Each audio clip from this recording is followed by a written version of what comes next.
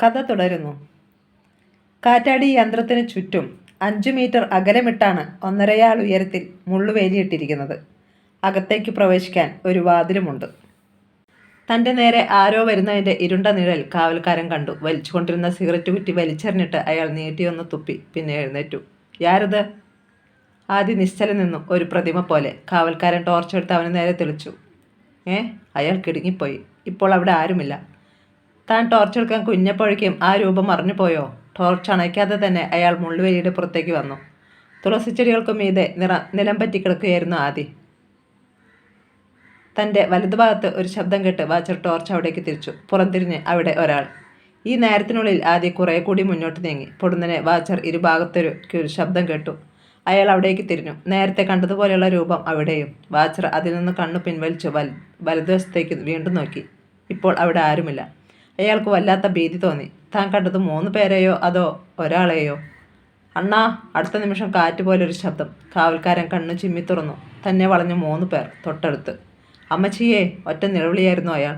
അത് പൂർത്തിയാക്കും മുമ്പ് ഒരു കൈപ്പടം അയാളുടെ മുഖത്തമർന്നു. ഒപ്പം കാതുകളിൽ മരണം പോലെ തണുത്ത ഒരൊച്ചയും. "ഇനി മിണ്ടിപ്പോയാൽ നിന്നെ 2 തുണ്ടമാക്കി പാറക്കുളത്തിലെറിയും. വേണോ അത്?" വാച്ചറുടെ തുറന്ന വായി തുറന്നു തന്നെയായിരുന്നു. പെട്ടെന്ന് പരുന്തിലിച്ചോ അയാളുടെ കൈകൾ പിടിച്ച് പിന്നോട്ട് തിരിച്ചു. ടോർച്ച് താഴെ വീണു. കയ്യിൽ കരുതിയിരുന്ന കയറുകൊണ്ട് സാജൻ അയാളുടെ കൈകൾ കെട്ടി. പിന്നെ തറയിൽ കിടന്ന ടോർച്ചെടുത്ത് അണച്ചു. വാച്ചർ നിലവിളിക്കാൻ ഭാവിച്ചപ്പോൾ ആദിശങ്കരൻ അയാളുടെ കവിളിൽ കുത്തിപ്പിടിച്ചു. കാറ്റുപോലെ ഒരു ശബ്ദം അയാളുടെ വായിൽ നിന്ന് പുറത്തേക്ക് തള്ളി. ആദി അയാളുടെ നെഞ്ചിൽ കൈകുത്തി പിന്നോട്ട് തള്ളി. "നടക്കണ്ണ!" അവർ അയാളെ മുള്ളുവേലികൾക്കുള്ളിലേക്ക് നടത്തി. പഴയ ഒരു കസേരയിലിരുത്തി. "നോക്ക്." ആദിശങ്കരൻ അയാളുടെ മുഖത്തിനു നേരെ കുനിഞ്ഞു. കാറ്റാടി യന്ത്രത്തിൻ്റെ ചിറകുകളിൽ തട്ടുന്ന വെളിച്ചം താഴേക്ക് പ്രതിഫലിക്കുന്നുണ്ടായിരുന്നു. അതൊരു ഫാൻറ്റസി പാർക്കിലെ വെളിച്ചം പോലെ തോന്നി. "ഞാൻ അണ്ണൻ്റെ മുഖത്തൊന്ന് കൈയെടുക്കാൻ പോവുകയാ. വെറുതെ നിലവിളിച്ച് ബഹളം കൂട്ടിയാൽ ആദ്യം അണ്ണൻ്റെ പല്ലുകൾ അടിച്ചു പറിക്കും. പിന്നെ കണ്ണുകൾ കുത്തിപ്പൊട്ടിക്കും. ഇനിയുമുള്ള കാലം ഒന്നും കാണാതെയും ചവച്ച് തിന്നാതെയും കഴിയുന്നത് അണ്ണനൊന്ന് ചിന്തിച്ചു നോക്കിയേ. അത് വേണോ?" "വേണ്ട." അയാളുടെ ഒച്ച വിറച്ചു. "നല്ലത്. അണ്ണൻ മലയാളിയെന്ന് ഞങ്ങൾക്ക് നേരത്തെ തോന്നിയായിരുന്നു. മലയാളികൾ വെറുതെ തല്ലു വാങ്ങിക്കാൻ നിന്നു കൊടുക്കത്തില്ല, ശരിയല്ലേ?" ഞാൻ എന്തു വേണം?" അയാൾ തിരക്കി. "പ്രത്യേകിച്ചൊന്നും വേണ്ട. ഛേദമില്ലാത്തൊരു ഉപകാരം ചെയ്തു തരണം. ചില ചോദ്യങ്ങൾക്കുള്ള സത്യസന്ധമായ ഉത്തരം. അത്രമാത്രം മതി." അയാൾ തലയാട്ടി. പിന്നെ 3 പേരെയും ഭീതിയോടെ നോക്കി. നിങ്ങൾ ആരാ?" "അയ്യോ, അതറിയത്തില്ലേ?" ലിജോ ചിരിച്ചു. "അളിയന്മാരാ. അണ്ണനറിയാത്ത അണ്ണൻ്റെ അമ്മായിയുടെ മക്കള്." വാച്ചറുടെ പുരികം ചുളിഞ്ഞു നിന്നു. ആദി സംസാരിച്ചു. "ഇവിടെ ഇരുന്നാൽ ആ റോഡും അതിനപ്പുറത്തെ പാറക്കുളവും കാണാമല്ലോ അല്ലേ?" "കാണാം." അയാൾ സംശയത്തോടെ പറഞ്ഞു. "അണ്ണൻ രാവിലെ എത്ര മണിക്ക് ഉണരും?" "ഒരു 4-4:30. അപ്പോൾ എല്ലാം അണ്ണൻ കണ്ടു കാണും. ഈ വെളുപ്പിന് അവിടെ ചില സംഭവങ്ങൾ നടന്നില്ലേ? അതൊന്ന് വ്യക്തമായിട്ട് പറഞ്ഞേ." പൊടുന്നനെ അയാളുടെ മുഖം വിളറി വെളുത്തു. അതവർ ശ്രദ്ധിച്ചു. "ഞാൻ ഇന്ന് കുറച്ച് താമസിച്ചാണ് ഉണർന്നത്." "അത് കള്ളം. സത്യമേ പറയാവോ എന്ന് ഞാൻ ആദ്യമേ പറഞ്ഞിരുന്നില്ലേ അണ്ണാ?" ചോദിച്ചതും കൈവീശി ഒറ്റടിയായിരുന്നു ആദിശങ്കരൻ. "പരസ്പരം അറിയാത്ത നമ്മൾ വെറുതെ കള്ളം പറഞ്ഞ് സമയം കളയണോ അണ്ണാ?" അയാളുടെ ഷർട്ടിൽ ആദി കുത്തിപ്പിടിച്ചു. തൻ്റെ വായിൽ വാച്ചർ ചോരയുടെ രുചി അറിഞ്ഞു. "ഇനി തല്ലരുത്, ഞാൻ പറയാം." അയാൾ കേണു. ആദി അയാളെ കസേരയിലേക്കിട്ടു. പിന്നെ കാലുയർത്തി മടിയിൽ ചവിട്ടിപ്പിടിച്ചു. "ഇനിയൊരിക്കൽ കൂടി കള്ളം പറഞ്ഞാൽ?" "സത്യം പറയാം." "എങ്കിൽ പറഞ്ഞോ. അണ്ണൻ എന്താ കണ്ടത്?" "വെളുപ്പിന് ഭദ്രയും അവിടെ അമ്മയും കൂടി അവിടെ താമരമൊട്ട് പറിക്കാൻ വന്നു." 3 പേരും കാതുകൾ കൂർപ്പിച്ചു. "അപ്പോഴൊരു ജീപ്പ് വന്നു പാറമടയ്ക്ക് അപ്പുറത്ത് നിന്നു. പിന്നെ സത്യമായിട്ട് നടന്നത് ഞാൻ കണ്ടില്ല. കുറച്ചു കഴിഞ്ഞ് ഒരാളെ തോളിലിട്ട് കൊണ്ട് മറ്റൊരാൾ കുളത്തിൽ നിന്ന് കയറി പോകുന്നത് കണ്ടു." ആദിക്ക് ജിജ്ഞാസയേറി. "എവിടേക്കാ പോയത്?" അയാൾ കുറച്ച് അകലെയുള്ള കാറ്റാടി യന്ത്രത്തിൻ്റെ നേർക്ക് നോക്കി. "അവിടേക്ക്." "എന്നിട്ട്?" "അല്പം കഴിഞ്ഞ് ഒരാൾ മാത്രം തിരിച്ചുപോയി." ആദിയുടെ കണ്ണുകൾ ചുരുങ്ങി. "പിന്നീട് ആരും അവിടെ നിന്ന് പോയില്ലേ?" "ഇല്ല. ആരും വരികയോ പോവുകയോ ചെയ്തിട്ടില്ല." "ഉറപ്പാണോ?" "അതെ." ആദി അയാളുടെ മടിയിൽ നിന്ന് കാലെടുത്തു. പിന്നെ സാജൻ്റെ കയ്യിൽ നിന്ന് ടോർച്ച് വാങ്ങി കാറ്റാടി യന്ത്രത്തിൻ്റെ തൂണിനെ ഒന്ന് വലം വെച്ചു. അതിൽ ഒരു വാതിൽ കണ്ടു. ആദി അത് തുറന്ന് അകത്തേക്ക് കയറി. തൂണിൻ്റെ പ്ലാറ്റ്ഫോം വൃത്താകൃതിയിലുള്ള ഒരു മുറി പോലെ. അവൻ മുകളിലേക്ക് ടോർച്ച് തെളിച്ചു. ആകാശത്തേക്ക് എന്നവണ്ണം വെളിച്ചം നീണ്ടുപോയി. ആ മുറിയുടെ മേൽക്കൂര അവസാനിക്കുന്നില്ലെന്ന് തോന്നി. മുകളിലേക്ക് പോകുന്തോറും വിസ്താരം കുറഞ്ഞു കുറഞ്ഞു വരുന്നു.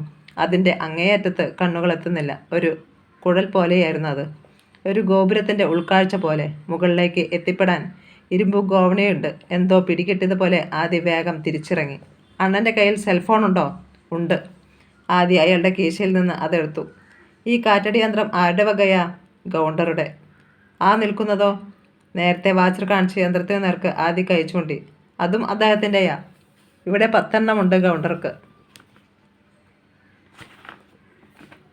ആദ്യം അയാളുടെ സെൽഫോൺ തുറന്നു ബാറ്ററി എടുത്തിട്ട് വീണ്ടും അടച്ച് അയാളുടെ പോക്കറ്റിലിട്ട് കൊടുത്തു. പിന്നെ ബാറ്ററി തുളസിത്തോട്ടത്തിലേക്ക് ഒറ്റയേറ്.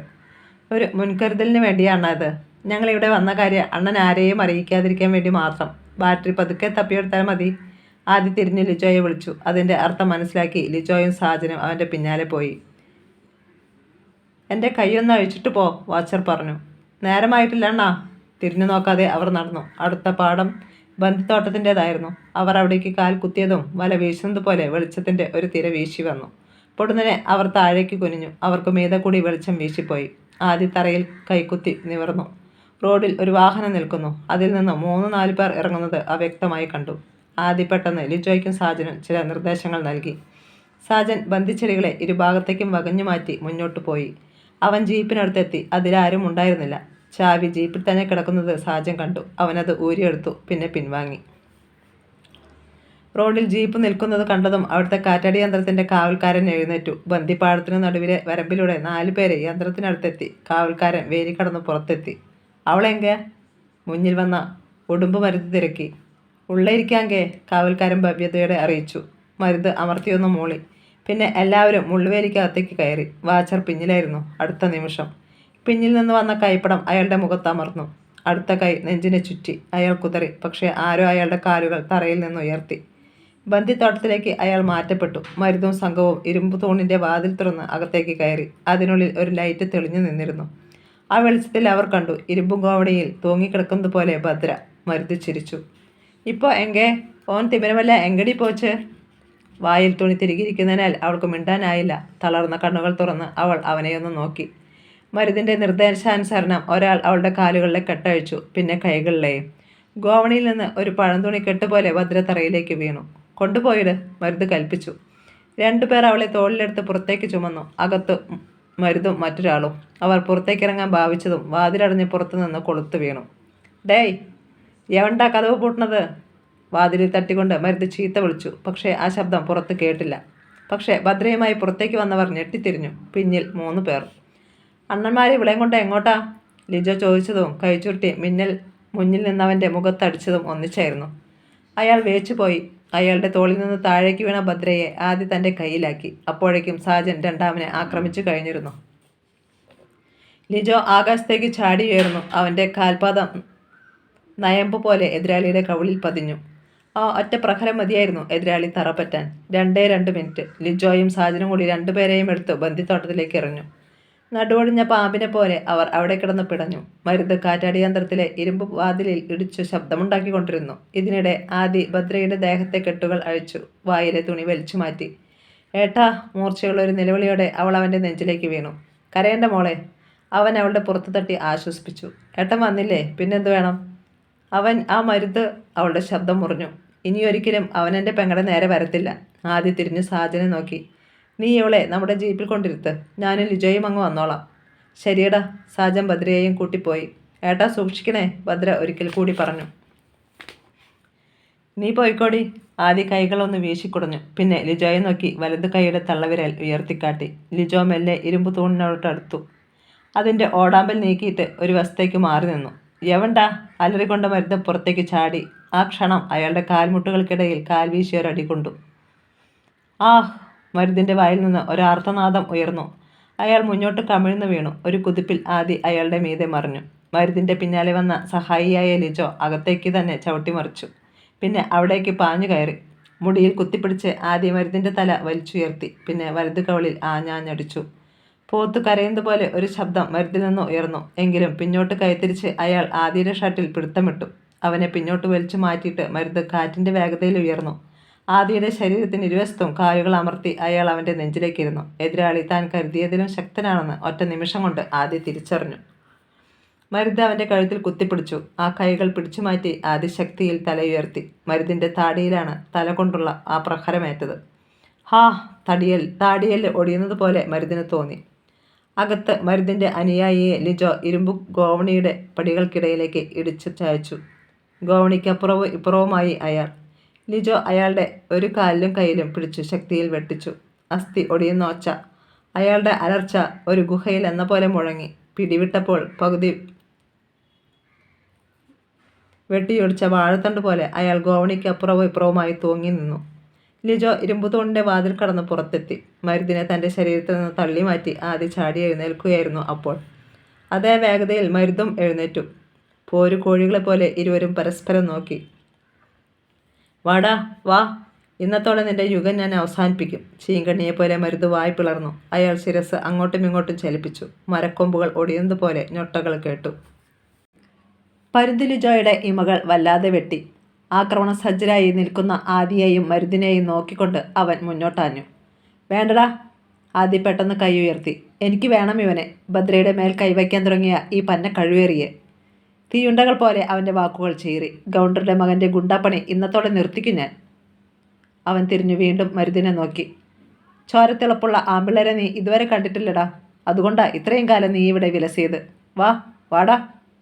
അവൻ പിന്നെയും കയ്യാട്ടി വിളിച്ചു. പക്ഷേ മരുതിൽ യാതൊരു ഭാവമാറ്റവും ഉണ്ടായില്ല. നിർവികാരമായ മുഖം. അത് ഏറെ സൂക്ഷിക്കേണ്ടതാണെന്ന് ആദിക്കറിയാം. കാറ്റാടി യന്ത്രത്തിലെ പച്ച വെളിച്ചം അയാളുടെ മുഖത്ത് തട്ടിപ്പോയി. അപ്രതീക്ഷിതമായിരുന്നു മരുതിൻ്റെ നീക്കം. ഒരു സർക്കസ് അഭ്യാസിയെപ്പോലെ അവൻ മുകളിലേക്ക് കുതിക്കുന്നത് മിന്നൽ പോലെ ആദി കണ്ടു. കാട്ടുമൃഗത്തേക്കാൾ വേഗത്തിലായിരുന്നു അത്. മരുതിൻ്റെ ഇരുകാലുകളും ഒന്നിച്ച് ആദിയുടെ നെഞ്ചിൽ പതിഞ്ഞു. ആദി പിന്നോട്ട് തെറിച്ചുപോയി. അതേപോലെ ഉടുമ്പ് മരുതും പിന്നോട്ട് മറിഞ്ഞു. എന്നാൽ സ്പോഞ്ച് ബെഡിൽ വീണതുപോലെ അയാൾ കുതിച്ചുയർന്നു. രണ്ടു കാലിൽ നിന്നു. വലുത് കൈയുടെ ചൂണ്ടുവിരലും തള്ളവിരലും ചുണ്ടിനടിയിലേക്ക് തിരുകി മരുതൊന്ന് ചൂളം വിളിച്ചു. പിന്നെ അയാൾ സംസാരിച്ചത് പച്ച മലയാളത്തിൽ. ഞാൻ തമിഴൻ തന്നെടാ, പക്ഷേ പകുതി മലയാളിയും കൂടിയാ. അതായത് എൻ്റെ അമ്മ മലയാളി തന്നെ. ഞാൻ ജനിച്ചതും വളർന്നതും നെയ്യാറ്റിൻകരയിൽ. പിന്നെ എനിക്ക് പറ്റിയ മണ്ണാണെന്ന് കണ്ടപ്പോൾ അച്ഛൻ്റെ ദേശത്തേക്ക് പോന്നതാ. അയാൾ ചിരിച്ചു. ഇപ്പോൾ കേരളവും തമിഴ്നാടും എനിക്ക് ഒരുപോലെ. ഇനി പറയണ നായേ, ഞാൻ ചോരത്തിളപ്പുള്ള ആണാണോ? ലിജോ മരുതിന് നേരെ ആയുന്നത് കിടന്നുകൊണ്ട് തന്നെ ആദി കണ്ടു. വേണ്ട ലിജോ. അവൻ ചാടി എഴുന്നേറ്റു. പിന്നെ ഷർട്ടിൻ്റെ മുൻഭാഗത്തെ 2 ബട്ടണുകൾ അഴിച്ചിട്ടു. ശിരസ് ഇടം വലം വെട്ടിച്ചിട്ട് കൈകൾ പരസ്പരം കോർത്തൊന്ന് മടക്കിക്കൊണ്ട് ആദി പറഞ്ഞു. കളി തീരാൻ സമയം ബാക്കിയുണ്ട് മരുതേ. ഒരു ഗോൾ അടിച്ചതിൻ്റെ ബലത്തിൽ ജയിച്ചെന്ന് കരുതി നീ വെറുതെ അഹങ്കരിക്കല്ലേ. അവൻ്റെ പല്ലുകൾ ഞെരിഞ്ഞു. വാടാ വാ. കളി തീർത്ത് ചുവപ്പ് കാർഡും തന്ന് എന്നേക്കുമായി നിന്നെ ഞാൻ കളത്തിന് പുറത്തിരുത്തി തരാം. മരുത് കയ്യാട്ടി വിളിച്ചു. ഉന്മാദം ബാധിച്ചതുപോലെയായിരുന്നു അവൻ്റെ അവസ്ഥ. ആദിശങ്കരൻ തിടുക്കത്തിൽ 2 ചുവട് മുന്നോട്ട് വെച്ചു. പിന്നെ ശക്തി മുഴുവൻ വലുത് കൈയിലേക്ക് ആവഹിച്ച് ഒറ്റയിടി. മരുതിൻ്റെ നെഞ്ചിൻ്റെ മധ്യത്തിൽ. ഹാ. പിന്നോട്ട് നിരങ്ങിപ്പോയി മരുത്. ആ ക്ഷണം ആദിയുടെ കാൽ ശക്തിയായി മുകളിലേക്ക് ഉയർന്നു. മരുതിൻ്റെ കാലുകൾക്കിടയിൽ ഒരു താടനം. അമ്മേ. അയാൾ അലറി വിളിച്ചുകൊണ്ട് അടിവയറ്റിൽ കൈയമർത്തി തറയിൽ കുത്തിയിരുന്നു. ആദി കാൽ വീശി ഒറ്റയടി കൂടി മരുതിൻ്റെ കവിളടക്കം. കാറ്റാടിപ്പാടം തനിക്ക് ചുറ്റും വട്ടം കറങ്ങുന്നത് പോലെ മരുതിന് തോന്നി. അയാളുടെ കാതുകൾ കൊട്ടിയടയ്ക്കപ്പെട്ടു. സമയം ഞങ്ങൾക്ക് വിലപ്പെട്ടതാ മരുതേ. അയാളെ ചവിട്ടി മറിച്ചുകൊണ്ട് ആദി ആ കഴുത്തിൽ കാലമർത്തി. മരുത് വേദന കൊണ്ട് വായി തുറന്നു പോയി. അയാളുടെ കണ്ണുകൾ തള്ളി വന്നു. ആദി അയാളുടെ വലം കൈ പിടിച്ചുയർത്തി. ചന്തയിൽ വെച്ച് ഭദ്രയോട് നീ പരാക്രമം കാട്ടിയത് ഈ കൈ കൊണ്ടല്ലേ? ഇവിടുത്തുകാർ നിന്നെ ഉടുമ്പ് മരുതായി വളർത്തിയതും ഈ കൈയുടെ ബലം കണ്ടിട്ടാ. ഇനി നിനക്കിത് വേണ്ട. പറഞ്ഞതും ഒറ്റ തിരിക്കലായിരുന്നു ആദി. മരുതിൻ്റെ തോളിൽ നിന്ന് അസ്ഥി അടരുന്നത് പോലെ ഒരു ശബ്ദം കേട്ടു. അലറി വിളിച്ചു അയാൾ.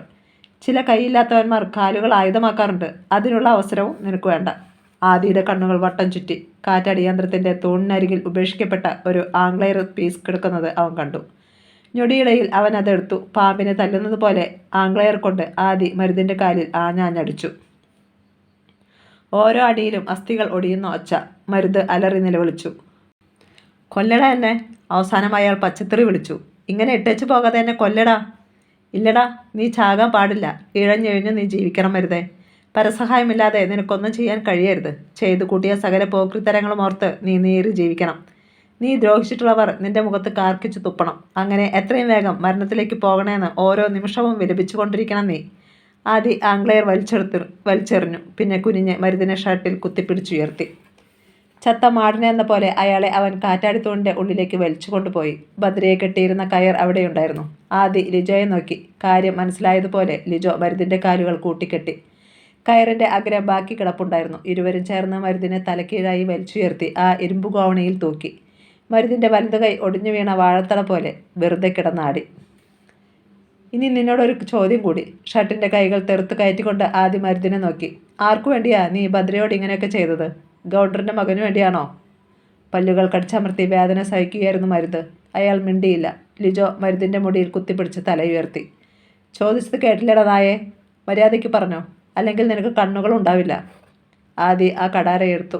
തെളിഞ്ഞു നിന്ന ലൈറ്റിൻ്റെ വെളിച്ചത്തിൽ അതിൻ്റെ വായത്തല മിന്നി. ആദി കടാരമുന്ന മരുതിൻ്റെ കൃഷ്ണമണിക്ക് തൊട്ടു മുമ്പിലേക്ക് കൊണ്ടുവന്നു. നിന്റെ കണ്ണുകൾ കുത്തിക്കീറാൻ പോവുകയാ ഞാൻ. വേണ്ട, ഞാൻ പറയാം, മരുത് സമ്മതിച്ചു. അപ്പോൾ നിനക്കിനിയും ജീവിക്കാൻ കൊതിയുണ്ട്. പറഞ്ഞോ, ഗൗണ്ടറിൻ്റെ മകന് വേണ്ടിയായിരുന്നോ ഇതൊക്കെ? ആമാ. ആമയല്ല മുയലെ, പറയടാ. ആ കള്ളക്കഴുവേറെ എവിടെയുണ്ട് ഗൗണ്ടറുടെ മകൻ? വിശ്വാസപുരത്ത് ഫാം ഹൗസിൽ. ലിജോ പിടിവിട്ടു. അവനും ആദ്യം പുറത്തേക്ക് നടക്കുമ്പോൾ പിന്നിൽ നിന്ന് ചെമ്പുകലത്തിൽ മുട്ടുന്നത് പോലെ ഒരു ഉടുമ്പ് മരുതിൻ്റെ ശബ്ദം കേട്ടു. എന്നെ കൊന്നിട്ട് പോയനിട പട്ടിയുടെ മക്കളെ, അല്ലെങ്കിൽ ഞാൻ വരും. ഒറ്റ കൈകൊണ്ടായാലും ഒരായുധം നിൻ്റെയൊക്കെ പള്ളയ്ക്ക് കയറ്റും. എന്നിട്ട് നിൻ്റെയൊക്കെ ചോര നക്കി കുടിച്ച് പക തീർക്കും. കാറ്റിൽ അയാളുടെ ശബ്ദം അമർന്നുപോയി. നേരെ വിശ്വാസപുരത്തിന് വിട്ടാലോ? ഗൗഡറുടെ മകനുള്ളത് കൂടി കൈയോടെ കൊടുത്തിട്ട് അങ്ങ് പോകാം. ലിജോ ആദ്യം നോക്കി. ആദ്യം തലവെട്ടിച്ചു. ആദ്യം ഭദ്രയെ അച്ഛൻ്റെയും അമ്മയുടെയും അരികിലെത്തിക്കണം. അവർ പരിഭ്രമിച്ചിരിക്കുകയാവും. മാത്രമല്ല, ഇനി അവരെ ഇവിടെ നിർത്തുന്നത് ശരിയല്ല. ആ ഗൗഡറുടെ മകൻ വെറുതെ ഇരിക്കുമോ? അതുകൊണ്ട് അവനെയും അങ്ങ് ശരിയാക്കാമെന്ന് പറഞ്ഞത്. എങ്കിൽ ഈ കന്യാകുമാരി ജില്ലയിലെ ആളുകൾ മുഴുവൻ നമുക്കെതിരാവും. ഗൗഡർ ആരാന്നാ നിൻ്റെ വിചാരം? ഈ ജില്ലയുടെ പകുതി ഭാഗം അയാളുടേതും അയാളുടെ ബിനാമികളുടേതുമാ. ഒന്ന് നിർത്തിയിട്ട് ആദ്യം തുടർന്നു. ആദ്യം ഭദ്രയെ വീട്ടിലെത്തിക്കാം, അത് കഴിഞ്ഞ് ബാക്കി കാര്യം. അവർ ജീപ്പിനടുത്തെത്തി. ഡ്രൈവിംഗ് സീറ്റിലുണ്ടായിരുന്ന സാജൻ പിന്നിലെ സീറ്റിൽ തളർന്നു ചരിഞ്ഞു കിടക്കുകയായിരുന്നു ഭദ്ര. ആദ്യം ലിജോയും കയറിയതോടെ ജീപ്പ് നീങ്ങി. കുമളി മംഗളാദേവി ക്ഷേത്രത്തിൽ നിന്ന് ഒരു കുന്നിനപ്പുറത്തുള്ള മുള്ളങ്കാടുകൾ നിറയെ താഴ്വര. വാറ്റുകാരുടെ കേന്ദ്രമാണിത്. സ്ഥലപ്പേര് കേട്ടാൽ തന്നെ അത് മനസ്സിലാവും. ചാരായക്കുഴി, തമിഴ്നാടിൻ്റെ ഭൂമി. കുന്നിൻ ചെരുവിലൂടെ ഒരു ചെറിയ അരുവി ഒഴുകി ലോവർ പെരിയാർ ഭാഗത്തേക്ക് പോകുന്നു. അതിൻ്റെ നേർത്ത ഇരമ്പലിനൊപ്പം ചീവീടുകളുടെ ഒച്ചയും മുഴങ്ങുന്നുണ്ട്. മുളഞ്ചില്ലകളുടെ മേലാപ്പിനിടയിൽ 2 സെറ്റ് വാറ്റുകാരുണ്ടായിരുന്നു. അവർക്ക് ആവശ്യമുള്ള വെള്ളം അരുവിൽ നിന്ന് ഹോസ് വഴിയാണ് എത്തിക്കുന്നത്. കുപ്പിയിലേക്ക് ചൂടുചാരായം വീണുകൊണ്ടിരുന്നു. വാറ്റുകലങ്ങൾ വച്ച അടുപ്പിൽ നിന്ന് തീ കിട്ടത്തക്ക വിധം തൊലിയുരിച്ച 2 കാട്ടുകോഴികളെ മസാലയും മുളകും ചേർത്ത് ഒരു കമ്പിയിൽ കെട്ടിത്തൂക്കിയിട്ടുണ്ട്. കോഴി വേവുന്നതിൻ്റെ സുഖകരമായ ഒരു ഗന്ധം അവിടെ വ്യാപിച്ചു. എന്നെ സൂപ്പറായിരിക്കേ.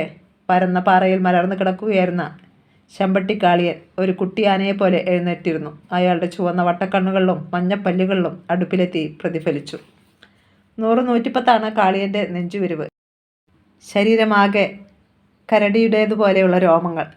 നെഞ്ചിലെ രോമങ്ങളെ ചുറ്റി ഒറ്റ പുലിപ്പല്ലിൻ്റെ ഒരു മാല പാമ്പിനെ പോലെ കിടക്കുന്നു. കനത്ത മീശ പിരിച്ചുകൊണ്ട് അയാൾ വാറ്റുകാരിൽ ഒരാളെ കയ്യാട്ടി വിളിച്ചു. ഡേയ്, കൊണ്ടുവാ. അരുവിയിൽ തണുപ്പിക്കാനിട്ടിരുന്നതിൽ നിന്ന് ഒരു കുപ്പി ചാരയം വാറ്റുകാരൻ എടുത്തുകൊണ്ടുവന്നു. കാളപ്പുല്ല് പിരിച്ചു കയറ്റിയ അടപ്പ് കടിച്ചു കളഞ്ഞിട്ട് അയാൾ ചാരായം വായിലേക്ക് കമഴ്ത്തി. പിന്നെ അകത്തേക്ക് ശ്വാസം വലിച്ച് അതിൻ്റെ രുചിയും മണവും ആസ്വദിച്ചു. இந்த மாதிரி காய்ச்சிய சரக்கு எங்கே கிடைக்கும்? இந்த பக்கம் ஏதாவது வேலையா? വരുമ്പോൾ മട്ടും இந்த மாதிரி ചാരയം കുടിക്ക മുടിയും. കാളിയൻ ചിരിച്ചു. കോഴി ഇന്നുമാ വേഗലേ? അയാൾ വാറ്റുകാരെ നോക്കി. ഇപ്പോൾ കൊണ്ടുവരാം. അപ്പോഴേക്കും താഴെയുള്ള കാട്ടുവഴിയിൽ ഒരു ടോർച്ചിൻ്റെ വെളിച്ചം മിന്നി. വാറ്റുകാർ പെട്ടെന്ന് ജാഗരൂകരായി. അറ്റം വളഞ്ഞു കൂർത്ത തിരുപ്പാച്ചി വാളുകൾ അവർ ഞൊടിയിടയിൽ വലിച്ചെടുത്തു. പെട്ടെന്ന് കാളിയൻ്റെ സെൽഫോണിൽ നീല വെളിച്ചം മിന്നി. അയാൾ അതെടുത്തു. അങ്ങോട്ട് വരാമോ? അപ്പുറത്തു നിന്ന് ചോദ്യം. വാ പറഞ്ഞിട്ട് അയാൾ ഫോൺ പാറപ്പുറത്ത് വെച്ചു. അവങ്കി നമ്മ ആൾക്ക് താൻ, കാളിയൻ വാറ്റുകാരോട് പറഞ്ഞു. വാറ്റുകാർ ആയുധം താഴ്ത്തി. താഴെ കൂടി വന്നവർ അവിടെ എത്താൻ പിന്നെയും 15 മിനിറ്റോളം എടുത്തു. CI പരശുറാമും പഞ്ചായത്ത് പ്രസിഡന്റ് ദേവനായകവുമായിരുന്നു അത്. ഇരുവരും വിയർപ്പിൽ കുളിച്ചിരുന്നു. അമ്പോ, ഇവിടെ വരാൻ എത്താൻപ്പെട്ട പാട്. ദേവനായകം നനഞ്ഞ ഷർട്ട് അഴിച്ച് ഒരു മുളം ചിലയിൽ തൂക്കി. പരശുറാം കാളിയനെ നോക്കി നിന്നു. ഉറച്ച ആ ശരീരം കണ്ടപ്പോൾ അയാൾക്ക് അസൂയയാണ് തോന്നിയത്. എന്നെ സാർ ഒരുമാതിരിയാ ഇപ്പടി പാർത്തിട്ടായിരിക്കുങ്ങേ. എല്ലാമേ നമ്മ സെറ്റപ്പ് താൻ. വാങ്ങേ വന്ന് ഉക്കാരി വെടിക്ക് പാറുങ്കേ. കാളിയൻ അയാളെ ക്ഷണിച്ചു. പരശുറാം വന്ന് പാറപ്പുറത്തിരുന്നു. ദേവനായകം വാറ്റുകലങ്ങൾക്ക് ചുറ്റും ഒന്ന് വട്ടം കറങ്ങി വെന്തുകൊണ്ടിരുന്ന കാട്ടുകോഴികളെ കൊതിയോടെ നോക്കി. എന്താ തലൈവരെ അന്ത പക്കമേ പാത്ത് എച്ചി കഴുകി കിട്ടേർക്കിങ്കേ? കിട്ട വാങ്ങിയ പ്രസിഡൻ്റെ. ശമ്പട്ടി കാളിയൻ അയാളെയും വിളിച്ച് പാറപ്പുറത്തിരുത്തി. ഞങ്ങൾക്ക് പെട്ടെന്ന് പോകണം കാളിയ. വളരെ പ്രധാനപ്പെട്ട കാര്യമായതുകൊണ്ടാണ് നേരിട്ടിങ്ങോട്ട് വന്നത്. പരശുറാം സംഭാഷണത്തിന് തുടക്കമിട്ടു. കാളിയൻ ഒരു കവിൾ ചാരായം കുടിച്ചിട്ട് ഇടം കൈയിലെ നഖം കൊണ്ട് പല്ലിനിടയിൽ കുത്തി അശ്രദ്ധനെ പോലെ ഇരുന്നു. ഇതെല്ലാം സില്ലി മാറ്റർ, അവളോവോ പെരിയ വിഷയമേ കിടയാത്. കാളിയന് ചിരി വന്നു. തനിക്ക് ചിരിക്കാം, പക്ഷേ ഗുരുതരമായ പ്രശ്നം തന്നെയാ. ബുധനാഴ്ച മുതൽ ജയന്തൻ രാവും പകലും ഉപവസിക്കുകയാ, പുതിയ അണക്കെട്ടിനു വേണ്ടി. ആ ഉപവാസം ഒരു ദിവസത്തിനപ്പുറം നീണ്ടു പോകരുത്. മനസ്സിലായല്ലോ? കാര്യം എന്ത് ചെയ്യണമെന്നൊക്കെ നിനക്ക് തീരുമാനിക്കാം. നിന്നെ സുരക്ഷിതമായി ലോവർ പെരിയാർ കടത്തിവിടുന്ന കാര്യവും ഞാൻ ഏറ്റു. പരശുറാം ഒരു സിഗരറ്റ് കത്തിച്ചു. കാളിയൻ്റെ കയ്യിൽ നിന്ന് ചാരായക്കുപ്പി വാങ്ങി ദേവനായകം ഒരിറക്ക് കുടിച്ചു. വിഷയം എങ്കിട്ട് ചൊല്ലിയിട്ടിങ്ങളെ വിട്ടിരുങ്കെ. ഇരു ചെവിയറിയാതെ ഞാൻ വിഷയത്തെ മുടിച്ചു തരാൻ. സാരിങ്കെ ധൈര്യമായിരുങ്കെ. കാളിയൻ തലയാട്ടി. പക്ഷേ ഇത് എളുപ്പമല്ല കാളിയ. ജയന്തിന് ആദിയുടെ അദൃശ്യമായൊരു സംരക്ഷണം എപ്പോഴുമുണ്ട്. അതാ പ്രത്യേകം ശ്രദ്ധിക്കേണ്ടത്. ദേവനായകം ഇടയ്ക്ക് കയറി പറഞ്ഞു. ആദി. കാളിയൻ്റെ കണ്ണുകൾ വല്ലാതൊന്നു മിന്നി. ரொம்ப കാലമാച്ച് അവൻ പേരെ എൻ കാതുക്കുള്ളേ അരയിട്ടുക്കേ ഇറുക്കൻ. ആന ഇതുവരേക്കും നേർക്കുനേർ പാർക്ക മുടിയലേ. ഇന്ത വാട്ടി നേർക്കുനേർ സന്ധിപ്പൻ അവൻ കഥയല്ലേ മുടിപ്പേൻ. അയാളുടെ ശബ്ദം ഉറച്ചതായിരുന്നു. അവൻ്റെയൊക്കെ അമ്മയടങ്ങത്തെ ഒരു സമരം. മുല്ലപ്പെരിയാർ ഡാം അത് മനുഷ്യനുണ്ടാക്കിയതല്ലേ? അത് പൊട്ടിയെന്നിരിക്കും, അല്ലെങ്കിൽ പൊട്ടിച്ചെന്നിരിക്കും. ജീവനിൽ ഭയമുള്ളവന്മാർ ഇവിടുന്ന് പോയിക്കോട്ടെ, ആര് തടയുന്നു? മണ്ണ് വിറ്റിട്ട് പോകേണ്ടവർക്ക് അതുമാവാം. മാന്യമായ വിലയ്ക്ക് ഭൂമി വാങ്ങാൻ ഇവിടെ ആളുണ്ട്. ഇതൊന്നും പറ്റില്ലെന്ന് പറഞ്ഞാൽ? ഇങ്ക മലയാളത്തിൽ ഒരു പഴമൊഴി ഇരിക്കില്ലേ, കണ്ടാൽ അറിയാത്തവൻ കൊണ്ടാലേ അറിയൂ. കടേശി മുറിവ് ഇപ്പിടിതാൻ വരും. കാളിയൻ പൊട്ടിച്ചിരിച്ചു. കാട്ടുകോഴി വെന്ത് കഴിഞ്ഞിരുന്നു. വാറ്റുകാർ ഒരു വാഴയിലയിൽ അത് കൊണ്ടുവന്നു പാറപ്പുറത്ത് വെച്ചു. പിന്നെ ചാരായ കുപ്പികളും. മുള്ളം ചില്ലകൾക്കില്ലയിലൂടെ അങ്ങകലെ താഴ്വാരത്തെ ലൈറ്റുകൾ മിന്നാമിന്നികളുടെ വെളിച്ചം പോലെ കാണാമായിരുന്നു. ആരൽ വായ്മൊഴി. വീടിൻ്റെ തിണ്ണയിൽ ഭിത്തിയിൽ ചാരിയിരിക്കുകയായിരുന്നു ശേഖരനും സുഗന്ധിയും. അയൽക്കാരിൽ ചിലർ അപ്പോഴും അവിടെ ഉണ്ടായിരുന്നു. ഇരുമ്പി വന്ന ജീപ്പ് മുറ്റത്ത് നിന്നു. എല്ലാവരുടെയും ശ്രദ്ധ അവിടേക്കായി. ജീപ്പിൽ നിന്ന് ഭദ്രയെയും താങ്ങിപ്പിടിച്ച് ആദ്യം ഇറങ്ങി. എൻ്റെ മോളെ. ഒറ്റ നിലവിളിയായിരുന്നു സുഗന്ധി. അവർ മുറ്റത്തേക്ക് ഓടി വന്നു. മോളെ, എവിടായിരുന്നു നീ? ഭദ്ര പണിപ്പെട്ട് കണ്ണുകൾ തുറക്കാൻ ശ്രമിച്ചു, പുഞ്ചിരിക്കാനും. പക്ഷേ ആ ശ്രമങ്ങൾ പാളി.